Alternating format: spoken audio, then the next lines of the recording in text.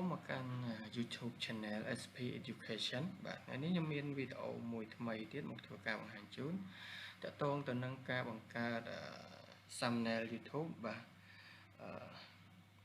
ដែលយើងប្រើជាមួយនឹង AI បាទអញ្ចឹងសម្រាប់បងប្អូនដែលមិនទាន់បាន Subscribe Channel SP Education បាទសូមធ្វើការ Subscribe ម្នាក់មួយមកដើម្បីលើកទឹកចិត្តក្នុងការចែករំលែកមេរៀនល្អៗថ្មីៗបាទ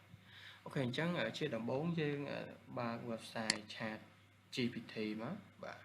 ហើយយើងចុចទៅលើ New បាទអញ្ចឹងកន្លែងនេះយើងយកថា create an image បាទតោះមកយើងទៅសេតែយើងចង់បង្កើតរូបភាពហ្នឹងរូបភាពអ្វីអញ្ចឹងណាអូខេអញ្ចឹងខ្ញុំមានព្រមខ្ញុំមួយយើងអាចទៅសេថាតាមនេះក៏បានដែរយើងសេថា design YouTube channel about song អូខេយើងចង់បង្កើតអំពីអីបានណា about អានេះ about song with title យ៉ាងមកនឹកអ្នកម្ដាយឬក៏នឹកabout song អីគេនឹកអីណាណៃចានឹកអូនណាអីចឹងទៅណាអញ្ចឹងជាឧទាហរណ៍យើងអាចសរសេរអង់គ្លេសលាយជាមួយនឹងខ្មែរក៏បានដែរបាទឬក៏សេអង់គ្លេសសុទ្ធក៏បានដែរអញ្ចឹងខ្ញុំដាក់ថា design YouTube channel about song with title ណាលាយគ្នាយើងមើលវាចេញមកអូខេអញ្ចឹងយើងចុចទៅលើសញ្ញាព្រួយមក send prompt ទៅមកអញ្ចឹងវាធ្វើការ create នៅរូបភាពបាទដែលយើងបានសរសេរជាមួយ prompt នេះបាទអញ្ចឹងអាចសរសេរជាអង់គ្លេសសុទ្ធក៏បានឬសរសេរជាខ្មែរក៏បានដែរឥឡូវខ្ញុំសរសេរអង់គ្លេសលាយខ្មែរចាំមើលវាចេញមកបាទអូខេអញ្ចឹងវាជា thumbnail រូបភាព design សម្រាប់ YouTube បាទបងប្អូនចង់បានអីសរសេរតាមនឹងមកបាទសរសេរខ្មែរក៏បានអង់គ្លេសក៏បានដែរបាទអញ្ចឹងវាពងតែ generate đấy បាទអញ្ចឹងសម្រាប់បងប្អូនដែលមិនទាន់បាន subscribe channel SP Education បាទសូម subscribe ម្នាក់មួយមកបាទដើម្បីទទួលបានចំណេះដឹង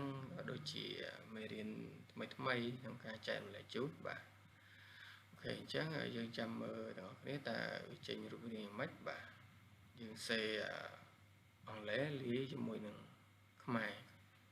អូខេ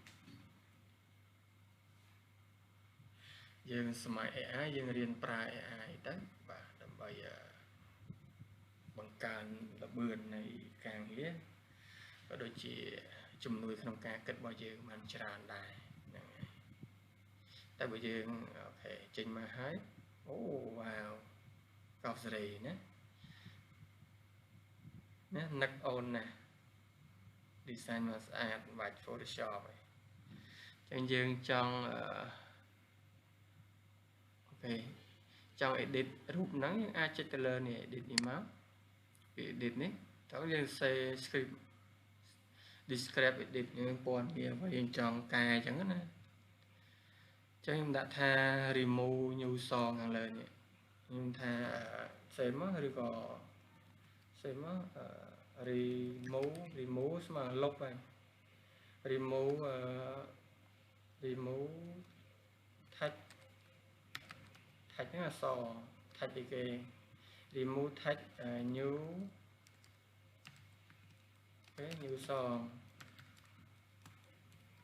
new song out លុបចេញ send មកអញ្ចឹងអាពាក្យខាងលើមិញហ្នឹងនេះអានេះ new song ខ្ញុំលុបវាចេញមើលវា edit ឲ្យយើងអូខេ remove text new song out យើងអាចរៀនវាទៅតែយើងអាចសរសេរជាខ្មែរវាស្គាល់អត់យើងអាចសាកល្បងអញ្ចឹងណាតែនេះខ្ញុំសាកល្បងជាភាសាអង់គ្លេស remove ស្មើនឹង delete ស្មើនឹងលុបអញ្ចឹងណាគេចាំមើលលុបពាក្យnew song ខាងលើនេះ new song នេះចេញអត់អញ្ចឹងវា design យើងស្អាតតាមកអេមសម័យ AI អីអញ្ចឹងយើងព្យាយាមរៀនពីវាបន្ថែមទៅបើយើងចេះ Photoshop យើងអាច edit ក្នុង Photoshop អញ្ចឹងចាំមើលវីដេអូក្រោយខ្ញុំបង្ហាញពីរបៀបយករូបភាពពី AI ទៅ edit ក្នុង Photoshop អញ្ចឹងយើងចេះ AI លាយមក Photoshop គឺការ speed អូខេអញ្ចឹងបាត់ហើយណានេះខាងលើនេះ new song នេះគឺលុបបាត់ហើយណាអូខេលុបបាត់ហើយអញ្ចឹងយើងអាចកែទៅលើនឹងបានដោយយើងសរសេរ prompt អញ្ចឹងណាអូខេអញ្ចឹងតែប៉ុណ្ណឹងក្នុងការបង្ហាញជូនបើចុចទៅលើមួយមកយើងអាច view មើលបែបនេះហើយយើងចុចសញ្ញា tray 3នេះឬអូចុច download sorry ចុចលើមួយមកនេះចុច download ឡើយនេះព្រួយនេះចុចលើព្រួយនេះដើម្បី download បាទ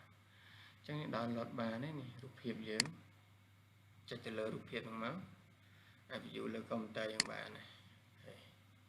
អូ nice design មកស្អាត chat GPT ឡើយបាទតែយើងចេះ Photoshop យើង download ហើយយើងកាត់ត Photoshop តិចតួចមកគឺស្អាតតែម្ដងអូខេបើយើងមិនសូវសេ prompt យើងអាចយកវាទៅកែក្នុង Photoshop ថែមដោយសារពាក្យពេចន៍ខ្មែរមួយចំនួនគឺយើងអត់អាច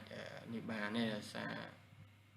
វាស្គាល់តែអង់គ្លេសយើងសេខ្មែរវានេះហើយអញ្ចឹងអាចយកវាទៅកែក្នុង Photoshop បានអញ្ចឹងសម្រាប់វីដេអូក្រោយយើងបង្ហាញ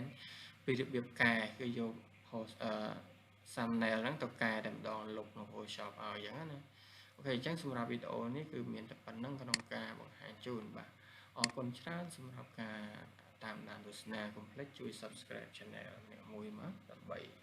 ទទួលបានចំណេះដឹងល្អៗមេរៀនក្រោយទៀតបាទសូមអរគុណច្រើន